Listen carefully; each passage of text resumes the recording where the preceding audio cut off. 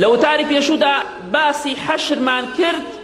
کە خوای پەروەردگار هەموو گرۆی ئادەمیزاد و هەموو جنۆکە و هەموو گیانلەبەران کۆ دەکاتەوە لەسەر زەویەکی سپی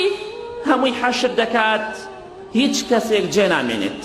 هیچ گیانلەبەرێک جێ نامێنێت، هیچ جنۆکەیەک جێ نامێنێت، هەمووی بە ڕوت و قوتی بە پێپەتی بە پێخاوسی بە سونەت نەکراوی حەشر دەکرێت. لەو ڕۆژەدا پێغەمبەری خۆشەویستمان صلى الله عليه وسلم دفرمي يجمع الله الأولين والآخرين في صعيد واحد. خواي پروردگار همو خلقي اوي كروشتو اوشي كديت اول و آخری آدمی زاد و جنوکه هموی کو دکاتوا، جانبران هموی کو دکاتوا لیک جێگایەک دا، لیک دەشتێکە، لیک زەویەک دا، هموی کو دەبێتەوە. بەڕاستی ڕۆژێکی ناخۆشە پێغەمبەری خوا دەفەرمێ صلی الله عليه وسلم خۆر نزیک ئەبێتەوە لە خەڵکی ئەوەندە ناخۆشیان بەسەرا دێت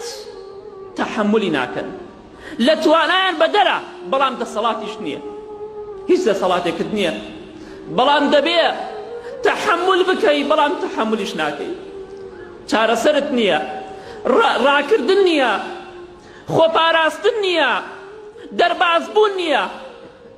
ناچاری لە ڕۆژی قیامەتە لەو ساحەیەدا بیت، خۆر لێت نزیک ئەبێتەوە